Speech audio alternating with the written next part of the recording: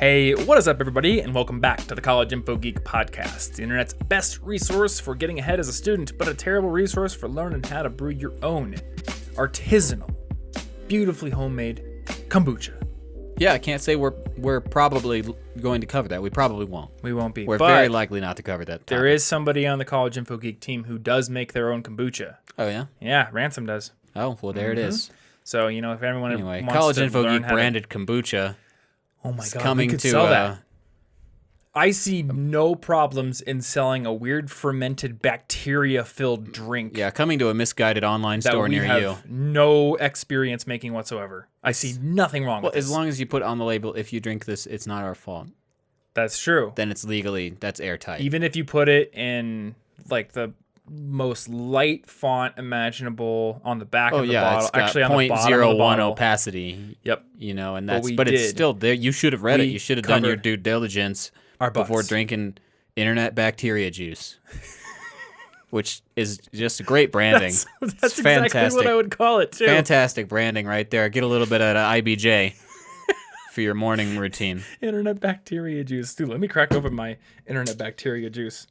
Oh, yeah, I forgot that this one likes to fizz up. Oh, that's a fizzy IBJ. It's a fizzy IBJ, yeah. Which one are you drinking? I got the root beer. Oh, that's right. The live kombucha. I love that one. Yeah. I'm sure that if I were to look too deeply on the internet, I would find plenty of articles telling me why it's actually terrible for me. But on the surface, it tastes like root beer. Care.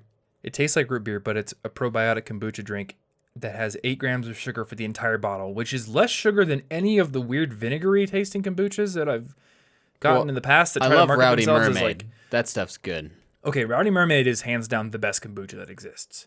It's delicious. And when I was considering moving away from Colorado, this was one of my big things I was going to miss. Because I have seen it nowhere. This episode not brought to you by Rowdy Mermaid, but send us a few bottles. I would take Rowdy Mermaid sponsorship. The only problem is most people listening to it wouldn't be able to buy it because I've only seen it in Colorado and only in Whole Foods or hipster brewery things that I've been to. Yeah. Even our Safeway doesn't have it, which is sad. But I found this stuff called Bings or Bingsy. I don't know. It's a little more vinegary than that stuff, but it's pretty good. That's fair. I'm down with a little bit of vinegary taste anyway. You just got to get used to it. Yeah? Vinegar smells clean to me. It does smell because clean. I made a simple homemade cleaning spray to wipe off counters with. That's it's basically diluted vinegar with a couple drops of lavender. But because of that, now I'm associating the smell of vinegar with me having just cleaned the kitchen, so it feels nice. Are you gonna become one of those frugal blogger moms? I've you always can save money by making your own soap. Yeah. I've always wanted to be the bacon grease. Oh, from actually, cooking Ashley and I got a kit to make our own bath bombs. That could be pretty nice, actually. I want to make everything homemade. I want to make tons of stuff, particularly food. In this case, randomly a cleaning fluid because it was super cheap and stuff. Well, you are going to have a nice kitchen soon. Yes. So no excuse not to make your own food. Universe willing, maybe it'll all burn down before I move in. The entire universe? But, yeah. Hopefully. Oh, well. We'll start a new one. That's very Mad Titan of you. Anyway, let's talk about whatever it is that we are planning on talking about today. After I do the intro. Hi, my name's Thomas, and this is Martin. In case this is, for some reason, the first episode of the podcast you've ever listened to. I wonder, is the title of this one... That's a decent enough Is the title of this starter, one compelling enough? Actually, I don't even know the full title of it as we're recording it. I predict that even if somebody was discovering the podcast today, they would not choose this episode as the first one because the one before it is literally productivity lessons from video game design. Yep. Who would not click that one first before anything else? That episode is dope. And then the one right after that is how to build the perfect day. I love perfect days. It's true. And video games. And following on the heels of those two fantabulous episodes, we're doing a 5 questions. Because we haven't done one in a while. Bam. And I love doing 5 questions. It's just a good time to riff. So every 3 to 4 weeks, 5 weeks sometimes, we take 5 questions from you guys over on Twitter. Not Instagram anymore. I'm officially getting rid of that one because I don't check DMs. I don't know if you do. But Twitter, email. I might occasionally see them, but I wouldn't count on it. Yeah, I wouldn't count on Instagram. I honestly, Instagram for me is a place to put music. Hmm. Maybe someday I'll get back into it because I know I have fluctuating interests. It all comes back around, like our generation's weird obsession with 80s culture. I was reading an article the other day about how like the whole cyclical recycling of culture started with like the 50s resurgence. And before that, it doesn't seem like there was a whole lot of cyclical, or like, I don't know, recycling of popular culture. Possibly because TV brought mass media to both the visual and audio medium. Whereas in the 20s, it was probably pockets of pop culture with a lot of like less pop culture in between. That's my guess. Very perhaps. Anywho, all that to say, we take 5 questions from you every few weeks, and Twitter's probably the best place to send them, but email is fine, thomas@collegeinfogeek.com, or YouTube comments. Actually, yeah, if you're watching the podcast on YouTube, we often take questions from the YouTube comments for the episodes down there, or comments on my regular videos as well. But this week we already have 5, so if you're listening to this and you are a time traveler, sorry you cannot go back in time and submit a question for this particular episode. Unless you already did, and that's one of them. Oh my gosh. Depends on how time travel works in this situation. Well, is it like a different like time, like I multiple haven't worlds fleshed theory? out the. Send us the physics you're using, so that we can understand whether you've already done stuff. Yeah. If your time travel model matches up with ours, then maybe we can make something work. Otherwise, it's a no-go. Yeah. Deal's off the table. There are a lot of options, and some of them I don't like. It's got to be a very specific okay kind. Yes. We'll find out. Yeah. Anyway, let's get into the first question we have this week.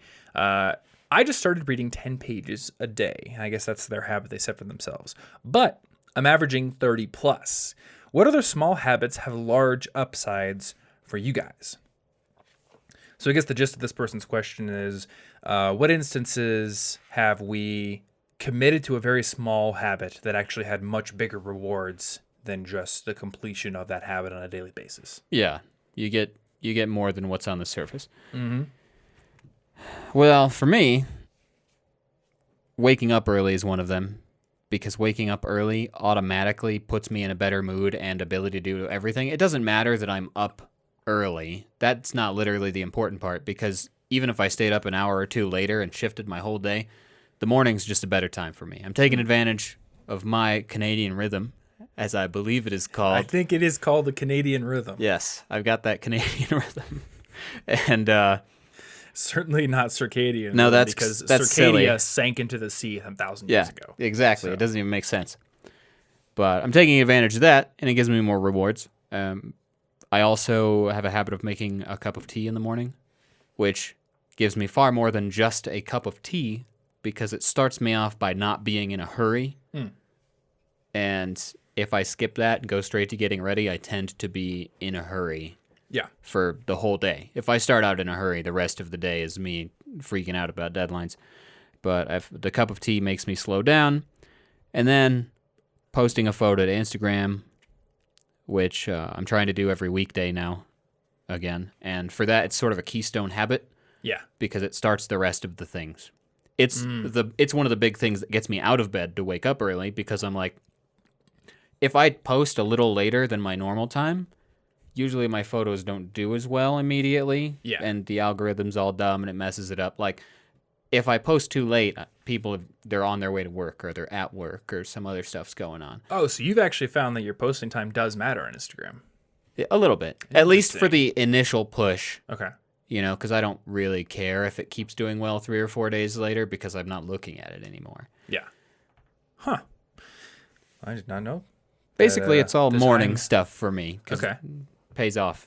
So I was trying to think of things that individually started small but then ballooned into something greater. And I guess like the angle you sort of took was habits that set you up for a more successful day for the most part. Yeah, they give me more of a reward than just doing the thing. Yeah.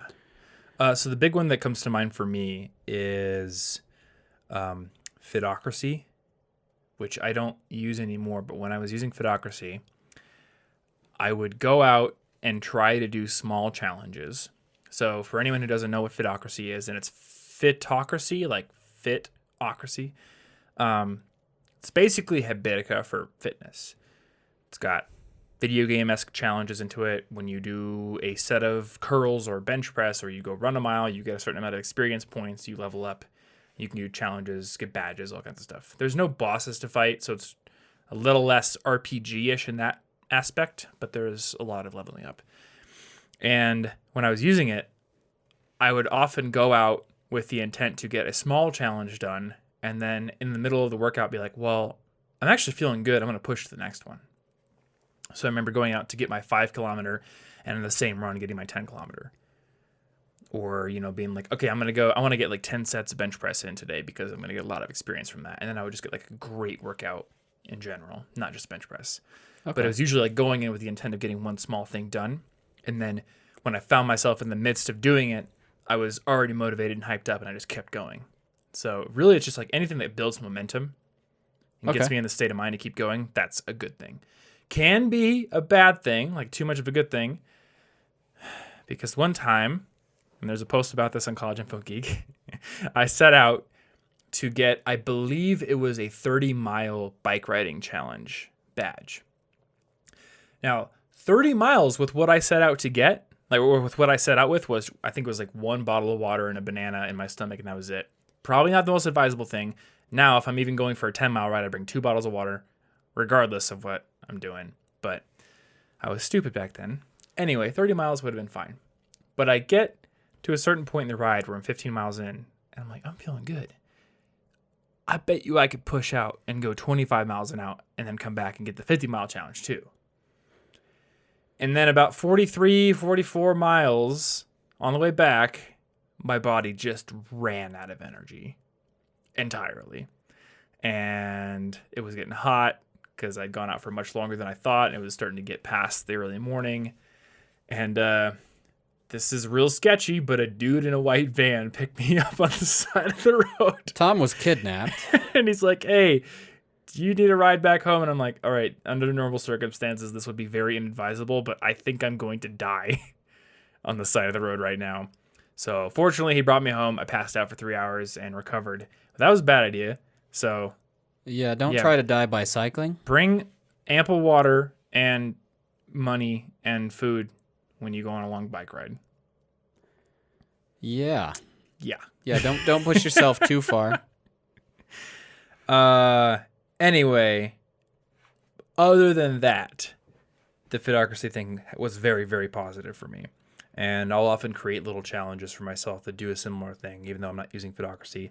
I just don't want to have too many tools I'm using. I'm already using Habitica. Yeah, I try to minimize tools. I don't want to have Habitica and Fitocracy or anything like that either. No. The other thing is, as a climber, no workout tracking app really works for me. Oh, yeah. Because if I was just going to the gym, it would be fine. I could track everything. But when I go to the climbing gym, I'm like, well, how do I like record my climbs? Like I could record every one. Like, all right, I did a 510. I went and did a V6 boulder challenge or whatever. But I don't think it would be that useful to do because one V6 could be totally different from another V6. So really the only progress that matters to me is, did I get a V6? Yeah. Can I go up to a V7? Things like that. I've only ever done one V6, so. Okay. I think what I need to do is work on getting to V6 in general. Yeah.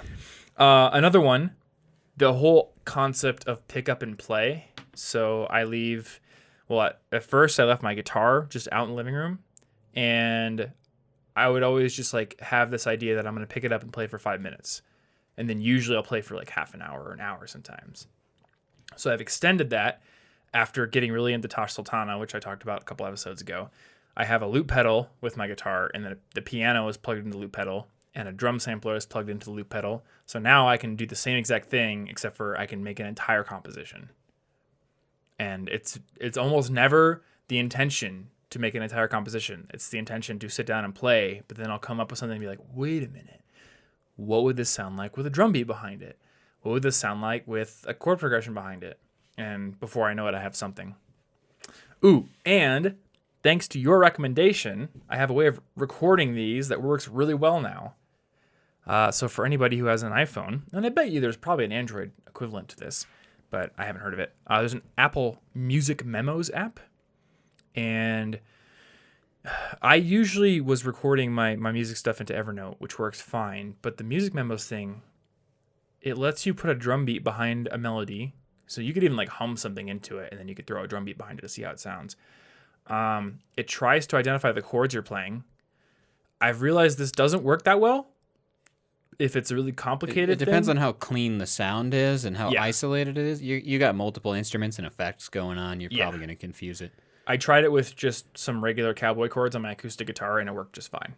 But with the stuff that I'm doing, it doesn't work at all. But that's fine because it also has a little notes section.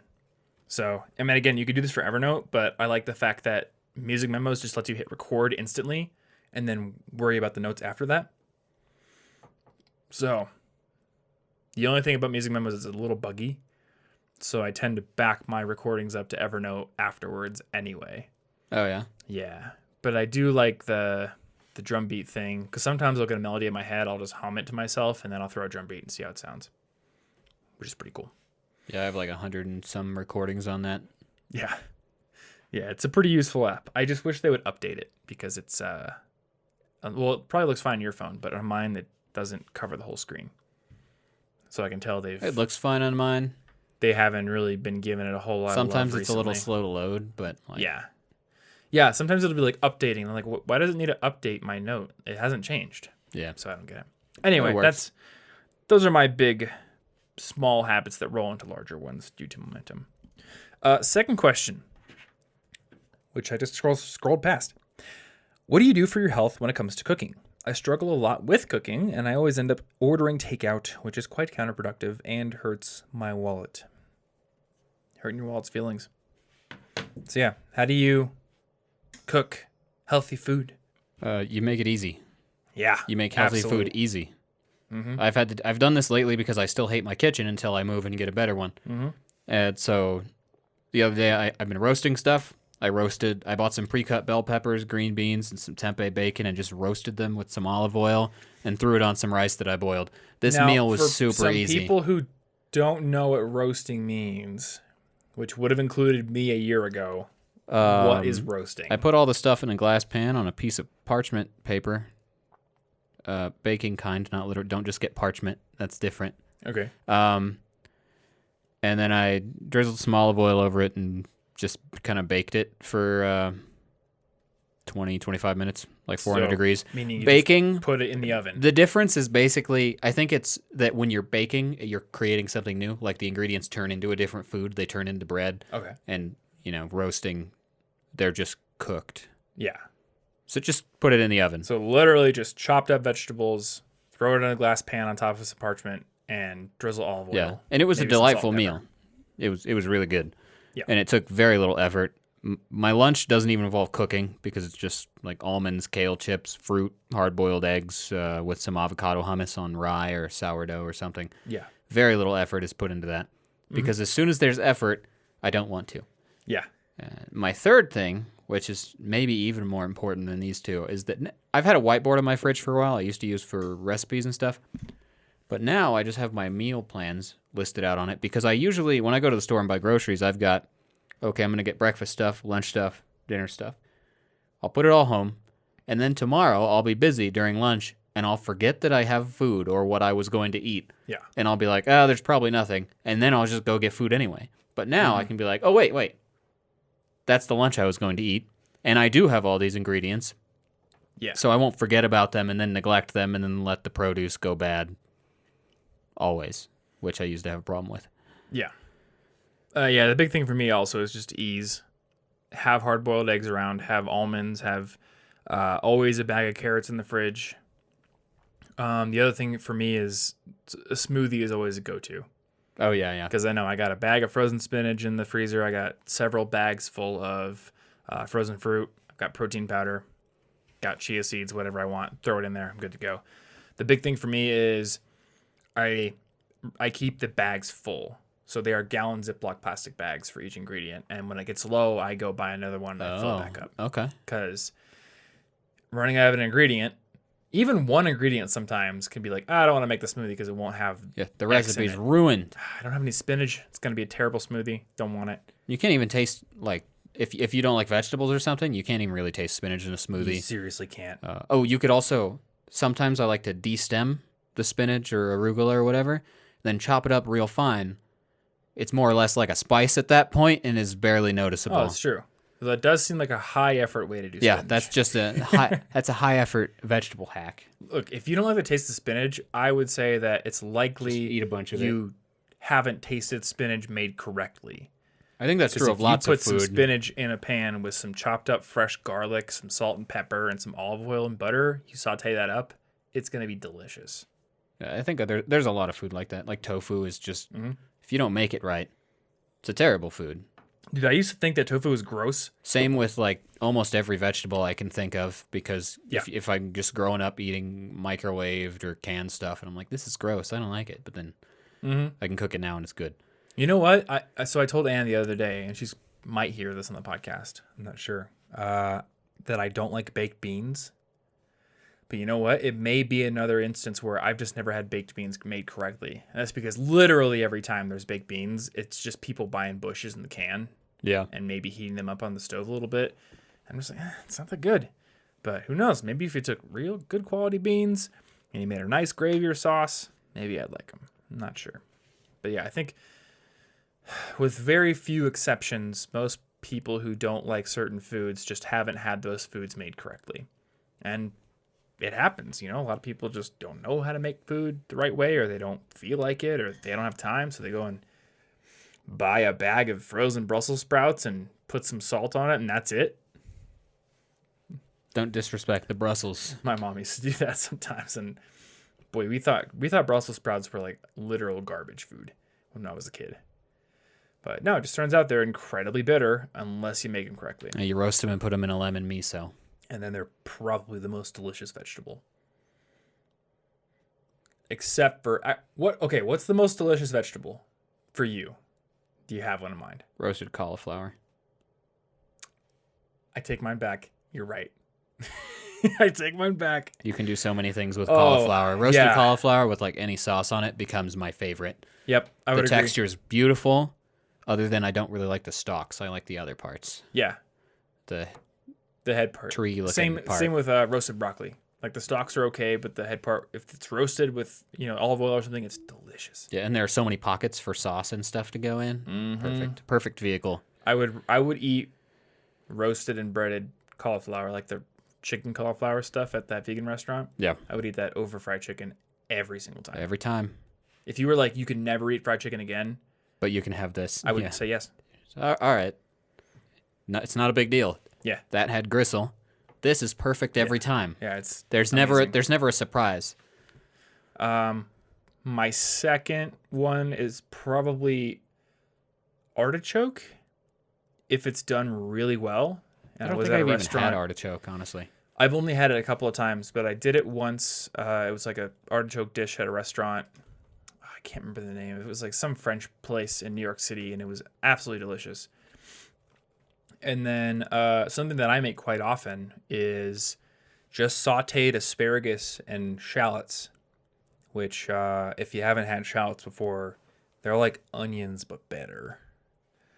So sauteed asparagus and shallots with fresh chopped garlic, salt, pepper, olive oil, butter. And if you happen to be, throwing bacon in it like I do, also the bacon grease from when you cook the bacon.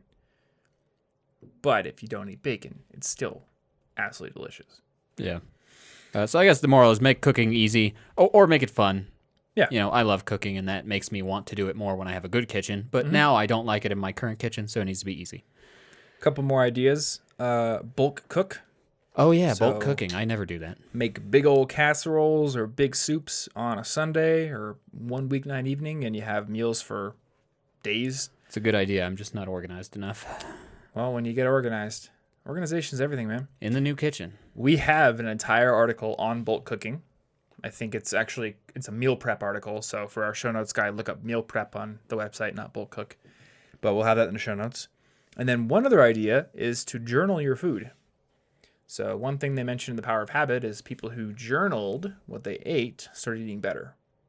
Because how specific were they? Did they have to be like 32.6 grams of broccoli stalks? I don't know. Or brock stalks? I started journaling my food yesterday as an experiment, Okay. and I'm just writing what I ate. So I woke up and had a cookie for breakfast. Sad face emoji. So just the But food. then I had like, stir fry vegetables and chicken. That was good. Yeah, just what I had. Okay. I've had trouble with I've tried to use calorie trackers to eat more. I don't think the quantity but matters. then I always just hate it and then give up in like 2 meals. I just Yeah. give up. And again, it's like the small habit that builds momentum. If you are like, okay, I'm going to weigh my food, and it's not the point. The point isn't literally how much you ate. The point is to get a record of what you're eating so you can look back on it and either feel bad about yourself and then have to improve it, or feel good about yourself and want to keep the streak up. Or feel bad about yourself and revel in it. That's true. 8 Doritos yesterday, 8 more You Doritos could be so proud. today. I don't know. Could I eat more Doritos tomorrow? Challenge accepted. Whole bag. Whole bag challenge. Healthy That's not tip that much number of a 1, challenge. Doritos. There we go. Sponsored by Doritos. I don't want to be sponsored Play by Halo Doritos. 3 with Doritos and Mountain Dew. That's what all the cool kids are doing.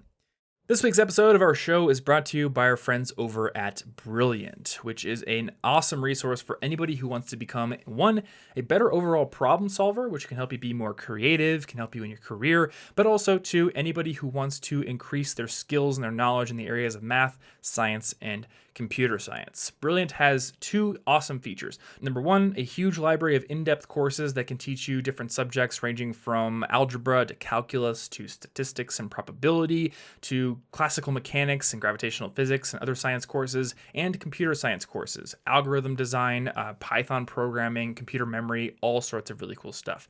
And in addition to those courses, which are built on the principle of active learning and get you solving problems immediately instead of just sitting through lecture material, there's also a new feature this year called Daily Challenges, where every single day new challenges are posted that take 5 to 10 minutes, give or take, to solve, so they're not too frustrating, not too involved, but that get you in a problem-solving mode of thinking. They make problem-solving, they make learning a daily habit. For instance, the one that I just did the other day was on creating artificial gravity in space by using centrifugal force to create like this spinning ring, which is how you do it if you wanted to make gravity in space. There's no gravity buttons that I can think of in spaceships. And I think Interstellar actually uses that to create gravity in space in that movie. Anyway, with a free account, you get access to new daily challenges every single day. So if you want to make learning and problem solving a daily habit, you can do it for free with Brilliant. And if you decide to get one of their premium subscriptions, you're going to get access to the entire archive of daily challenges from the beginning, plus access to all those in-depth courses as well.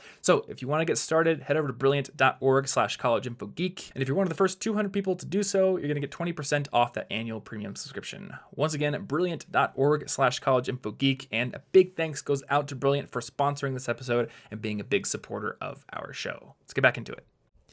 Question number 3. I often find it really difficult to enjoy a dinner, a walk on the street, reading a book, or even sleeping without some sort of background noise, like white noise or podcasts or music playing. When it's silent, anxiety and discomfort come in and the silence feels loud. Why does silence cause anxiety for me and other people? So I'm reading a book called The Shallows right now, which is about what the internet does to our brains, and I'm going to do a video on it. We should maybe do a podcast on it at some point too. But the whole central argument to the first part of the book is that our tools literally shape us as we use them. So good example, when we developed the clock, we started thinking of time as discrete increments of a greater whole. Yeah, that's one of the most mind-blowing things I think to think it's crazy, about. right? Like when before people had clocks, which is most of human history, people perceived time as a steady flow, like a stream. No individual parts. It's just, it's whatever part of the day it is. I guess the sun's right there. And I was thinking about like, how do people meet? Because right now we'd be like, oh, we're gonna meet at noon. And then if someone's 5 minutes late, we're just like, I can't believe you were 5 minutes late. What the heck, man? Back in ancient Greek times, they'd probably be like, we're going to meet when the sun is overhead. And then one dude would probably show up and just, I don't know, do pistol squats for an hour or something. Like, what do they do while they're waiting? Like a sundial and have a really rough estimate, but... Yeah, but even like the sundial's probably over there, like on the other side of the forum. And you're just like, you're not going to go over there and check it. You just probably show up at the forum and then, hey, Pythagoras shows up like some amount of time later. He's and always you're cool late. with it. Pythagoras is always late. Every time. Dealing with music and stuff, right? So we had all that time of human history perceiving time as this never-ending stream, and then the clock comes along and we start viewing time as discrete individual increments that come one after another. And then the argument the book makes is that having the clock around it made us think about everything else differently. We started thinking very scientifically about everything. What else has individual parts? What else can be taken apart and broken down into its constituent elements? Same with like maps. We used to think of spatial areas by memory and from our perspective on the ground with what we can see and hear and smell and everything like that. And then the map came along and we started thinking in more abstract terms. And then we started mapping relationships, and we started like using the term mapping for things other than representing a geographical area. And we have like mind maps and all kinds of stuff. So the tools we use, they extend and change the way our brains work in ways that we can't predict. So I would say that people who are uncomfortable with silence, their brains might have been changed. Yeah, they're not used to silence anymore. Constant exposure to music or white noise or podcasts or whatever. The brain is plastic. It adapts to basically the experiences that you force it to have. So I think that means one of two things. Either you can accept that your brain has changed and just always have background noise on and accept the consequences or the positive aspects of that. Or you can go through a period of withdrawal, letting your brain change over time. And I would posit that eventually that anxiety and discomfort would probably subside. Yeah, I think you got to get used to being bored again and not requiring distractions to get through.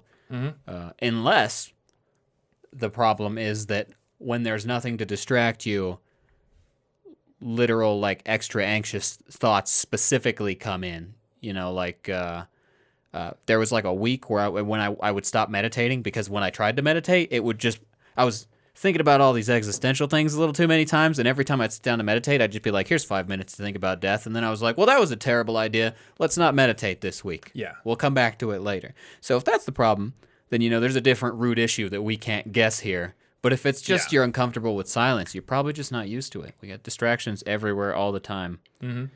We don't need to be so overstimulated. Yeah.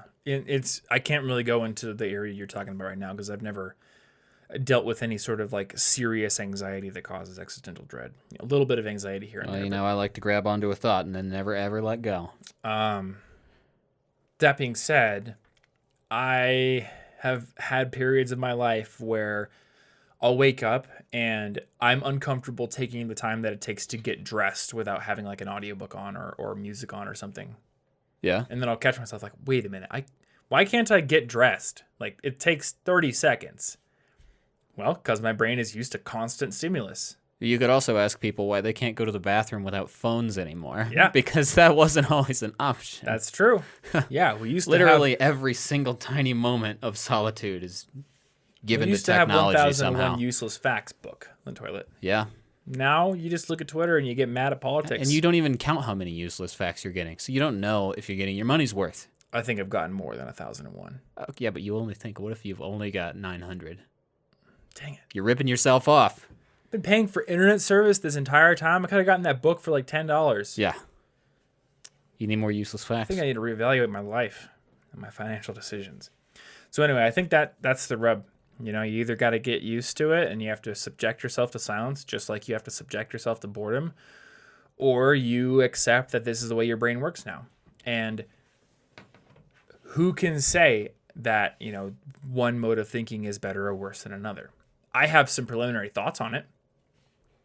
I would say that the experience of being uncomfortable getting dressed in silence and spending 30 seconds without an auditory stimulus is probably a bad thing. It does seem like that would probably end up being a negative influence.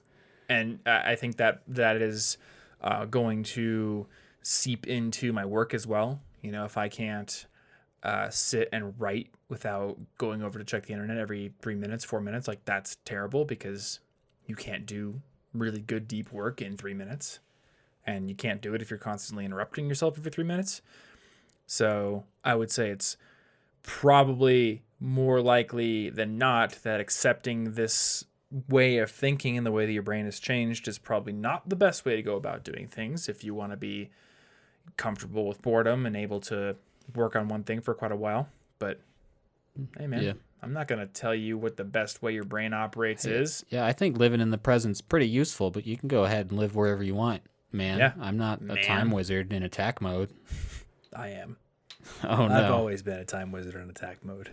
That's my secret. Yeah, I don't even know what this secret. Now we're just mixing completely random. They don't even slightly belong together. That's my secret. You always have to be my trap card.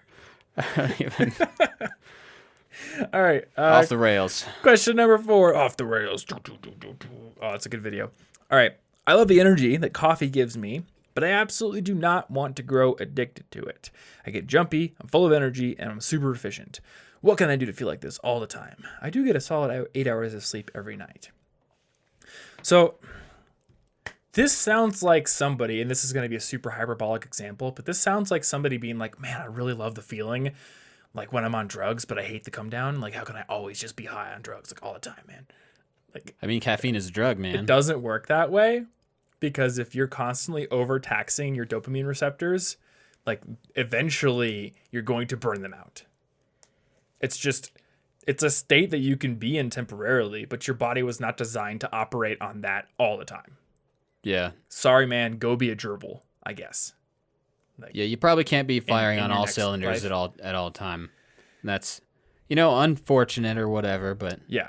So to put this in more clinical or psychological terms, this person is wanting to be at the peak part of the peak and valley cycle at all times.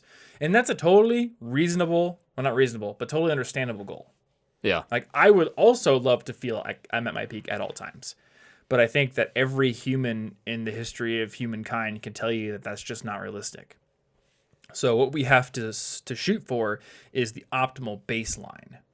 Yeah. And the optimal baseline is going to be an average between those peaks and valleys. So hopefully that average is higher than, where it is right now, and you can start making it go up in time. But you're always going to have periods at which you feel your best, and then periods at which you kind of have to chill to recuperate. And this person is very correct in the fact that coffee is a drug and it does that, but you don't want to get addicted to it. Yeah. And I was pretty much relying on it for, a month there. I haven't been drinking it as much now, but I definitely needed it to stay awake. And the thing is, if you do keep drinking it like this, eventually you won't even get that feeling from it. Yeah. So even coffee won't be the answer to coffee That's true. at that point. You just got to raise your average with hydration and sunlight and exercise and maybe eating less sugar so that you have less blood sugar spikes. Yeah. Low glycemic stuff. I think it was maybe a month I had read about or saw a video. I don't remember how I see things.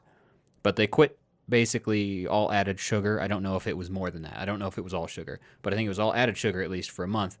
And while they weren't just, suddenly super powered and full of energy all the time, they noticed that they were kind of decent at all times. Yeah. They weren't just crashing and tired. Their average maybe went up, which is what you're saying, the baseline. You want to so maybe get off the roller coaster of sugar and caffeine and get yourself some electrolytes because it's what plants crave. It is what plants crave. Was that Wheezy Waiter's video? I don't know. Was it like we quit sugar for a month, and it was like one dude and his wife on the thumbnail, and that sounds right. 9 million views. That sounds right. Yep, that was Wheezy's video. That sounds we'll right. put that in the show notes. Yeah.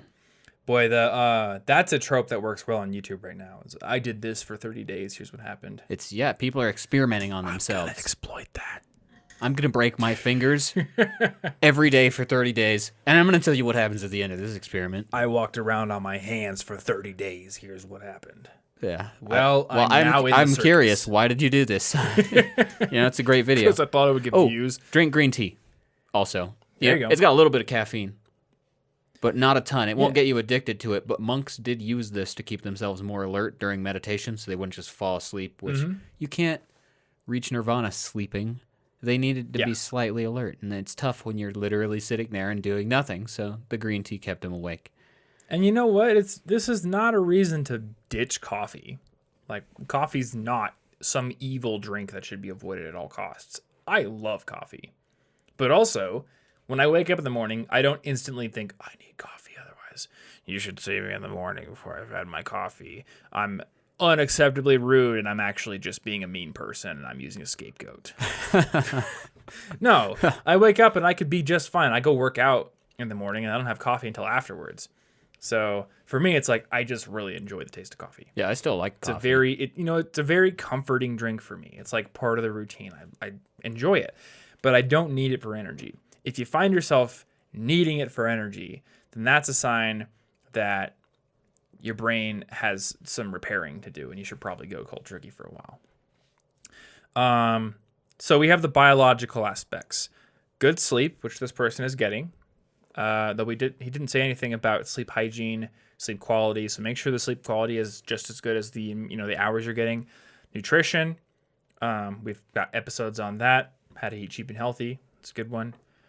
Your exercise, sunlight exposure, hydration. Those are kind of like the big 5. But then there's the psychological factors too, which I don't think get talked about very much. What are you doing with your hours? Are you doing work that excites you or work that bores you?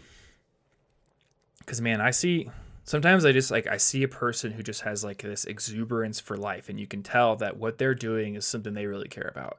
And it's almost like the challenge that they've taken on is a drug in itself.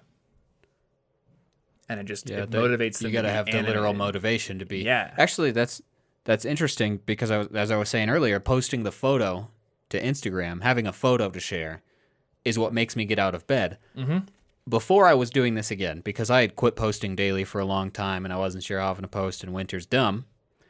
But now that I'm trying to post every weekday, I'll get out of bed like immediately. Whereas before, I would just say, well, what's the difference if I sleep another... Like, it doesn't matter. So then I'll just fall back asleep, wake up in the wrong part of my sleep cycle because that's all I can really do is get a half one or something. Mm-hmm. And then now I'm tired all day because I screwed it up because I wasn't motivated to get out of bed first. Yeah. Yeah. Go watch this Adam Neely video. I think it's called, like, This Is Why You Like the Music You Like or something like that. And the thumbnail says, Your Tastes Are Stuck at Age 14. And it's this whole very well-researched, interesting video about how your neurological and I guess your brain's response to music in terms of like the reward cycle and dopamine release, it peaks at age 14, age 15, around there, which is why people like you and me, though we probably will say like, I'd like this new sophisticated, Aurora or whatever music that came out now, like, if you were to do a brain scan on us, we'd probably get the most dopamine rush from, like, in my case, Linkin Park or All Hybrid That Theory Remains. is a good album. It is a good album. In your case, also Linkin Park and probably some Tupac, old school rap. Oh, yeah. I set up this 50 Cent playlist where it's nothing but, like, the chill beats. It's not super aggressive. Perfect background tracking to get me through anything. Mm-hmm. It's because that's what you grew up listening to. However... I do listen to a ton of jazz and classical now that I didn't back then. Yeah. But I bet I do get more dopamine from the 50 Cent playlist. Mm-hmm. That's probably true. And he makes the point in the video that as you age, like, you'll still discover new music, new genres, and you will appreciate them, but it's in a different way. And if you do brain scans, like, it's not quite the same as when you put on some good old Crawling in My Skin. These wounds, they will not heal. Those lyrics are so bad, but I love it so much anyway because it's just a fan. Grade A. And Adam's taste is the same. He's just like, you know what I like? Linkin Park and System of a Down and Korn and all this corny music. Because that's what I listen to at that pivotal period in my brain's development. But anyway, my point here. In the video, we are talking about music. Shows this a few video clips of Alzheimer's patients who, for the most part, they're just like looking really down, not doing a whole lot, very low level of energy. Because a lot of their mental capacities and faculties have gone, which is really sad. But give them a pair of headphones playing the music they listened to when they were in their teens and 20s, which for a lot of these people was like jazz, big band, bebop kind of stuff. They just come alive. So it's not just the biological factors like sleep and nutrition or whatever. It is what gets your brain circuits activated, what gets them excited, what actually gets those neurotransmitters flowing, like what's interesting to you. If you're doing something that is soul-sucking, you're going to feel like you're down in that valley forever. That example makes perfect sense. Make a playlist. It occurred to me that when I drive long distances and when nighttime hits, I could fall asleep in an instant. I hate driving at night. So the only thing that keeps me awake is if I loudly play like Get Rich or Die Trying or Graduation or something that I would have played back then. Yeah. And now I'm suddenly awake because I remember all the lyrics. I remember exactly which song's coming next. That's the only thing that gets me through night driving. Didn't even occur to me. Yeah. Yeah, that's a fantastic energy source, and I'm doing nothing about my body's nutrition at that moment. Huh. Yeah. So mind and body. Make an energy playlist. Boom. Yeah, or you can go on Spotify and check out Tom's workout playlist. If you like metalcore and probably explicit lyrics, should give that disclaimer up front. I don't work to make my playlists friendly for children or people who don't like the F word, so I was just talking about 50 Cent and Kanye West, it's not. this is true. Yeah, my I'm study not playlist, listening to censored music. Censored music is a curse. It's a blight on art. it is. Yeah. Yeah, it's all Walmart's fault. And probably like the PTA. Literally half of the albums that I liked back then are just nothing. It's I always thought it was funny ruined. because parents would be like, Completely "Oh, ruined. is that censored? Like, you better be listening to the censored version." Like, You know I what they're know saying. what they're saying. You're just ruining the art form is all. You know what's the going censorship literally makes me focus on it more. on. Yeah. So I don't get it. I mean, maybe we should be encouraging people to choose artists that have maybe something more substantive to say, rather than just censoring specific words because people don't like those words. Yeah, you Especially, should just go to somebody that didn't need censored. If that way you get the full art as they intended it. And like, I mean, it's a matter of, I guess, audience, like sensitivity to the audience and cultural sensitivity that I choose not to say these words, but really what do these words mean? Not a whole lot that's harmful or offensive. Ooh, time to get derailed into linguistic context and some stuff. Yeah. Anyway, my study playlist is all instrumental, so there's nothing to worry about there. Same with my work vibes playlist. But if you get into my workout playlist, It's whatever. you're just getting into whatever I listen to. And I don't hold back for that. It's got to get you amped. Except for I probably won't put Attila on there. I don't listen to Attila very much. Okay. But on the few occasions I do go listen to Attila, I don't want to put that on a playlist because I'm embarrassed about that. You just said it on the podcast, so Apparently not embarrassed enough not to admit to listening to it, but that's fair. it won't go on my curation. I'll put it that way. I listen to tons of stuff that doesn't make me look cool. That's true. Yeah. Anyway, let's go to the last question here. I'm a sophomore. Oh no, I'm in my sophomore year, and my GPA is a very low 2.4. Because of financial problems, mental stress, and family problems, I wasn't able to focus on studying, and I even failed one of my biology courses. After that, I dropped my bio major, and I'm now doing computer science. So how can I raise my GPA to a 3.5 from a 2.4? Bribe the teacher. We could get into the math here. I wasn't going to go with bribe the teacher. You put my brain on this. It's the fastest This is answer. your fault. No, the fastest answer is to be computer science major. You hack your grades. That's a good point. And then you hack yourself back in time to unhack them because the police are coming for you now. Or at least the Academic Standards Board. They will Just find hack out. everyone's grades. That's true. If you hack... It'll be harder. Everybody has the motive now. Yeah, it's like... what movie is that from? I can't remember what movie it's from, but somebody comes in and they take their test wearing a hoodie and sunglasses, and the teacher's like, pencils down, and he keeps working. And the teacher's like, I'm going to fail you because... you didn't stop. And he comes up and he's just like, do you even know who I am? The teacher's like, no. And he shoves his paper in the middle of the stack. Why am I and familiar walks with away. this? Because I don't think I've seen any movie where it happens or any. It's I have from no idea why I know. something. But yeah, I've heard this story. Somebody will put it Yeah, in. hack everyone's grades. Yeah. First of all, lots of people will thank you, as long as they don't then decide everybody fails. And just all the students get Everyone detention. fails. But no, they'll do some they probably won't computer do forensics. No, don't hack your grades. No, don't do that. You got to work. Okay. So, I mean, let's break down this question here. There's like financial problems, mental stress, family problems. So, how do you work past these things to enable yourself to focus on studying? I mean, the one thing that I can mention here is that without getting too into it, my family went through problems when I was in college, but I was kind of removed from it because I was in college, and that meant that I didn't have to deal with the stress as much. So on a smaller scale, can you find a place and some time you can carve out to sort of remove yourself from stressful situations? Like, is there, a spot in the library you can go to? instead of studying at home where it's more likely that something's going to come up. That could be one thing. Okay. The other thing is like ask for help, and we don't have the context here to know if they did that or not, but anybody who's struggling with their GPA and they have legitimate reasons for it, like talk to your professor about it because people are understanding, Yeah. I think you even had a situation where you got injured and didn't your English professor like extend a deadline for you at one point? Actually, they did the opposite of that, and I failed that class and had to retake it. All right. Well, The problem here being that my advisor would have vouched for me had I ever met her prior to that day. So I did not have the preemptive relationships in place to get me out of that one. yeah. And, part of the situation was my fault. If I hadn't skipped a few classes, I wouldn't have gone over the limit while injured. Yeah. I'll accept that. But they would have worked with me if I had the relationship set up. So basically, you came in as an unknown quantity, and their very first impression of you was, I'm late on this help. The very first impression was, as you can see, I have crutches. I done broke some bones in my foot because trampolines are the devil's work. Can you say that I'm broken? It's right here. Can you just say that I'm broken so that this teacher will let me just finish the class? And then they were like, I don't know you.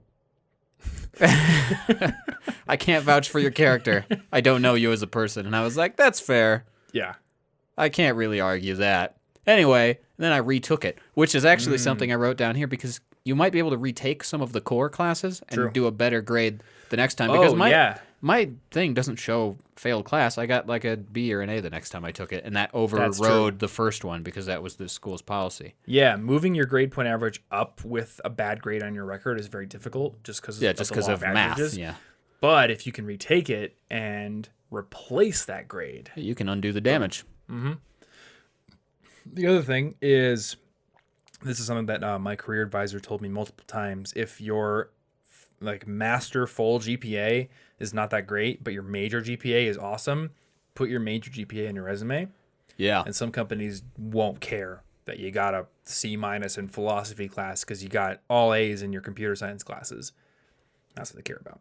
yeah. And even if they ask you about it, they're like, don't hide it. Just be like, yeah, my full GPA is not great because the first couple of years I was going through some stuff, but then I found my way through it. I worked really hard, and I came back out on top. And that kind of capacity for growth is a great sign for any company because they're like, this kid's going to get through the struggles. Yep. When work gets hard here, they're not just going to check out and quit. Yeah. They're going to be able to push through something. That's even more of a good sign than if they had just had good grades the whole time to begin with, because then we wouldn't know if they knew how to grow. Yeah, we want to see improvement. Big thing for me, though, is use the resources you have available to you. People want to help, but I think you gotta cultivate those relationships as soon as you can.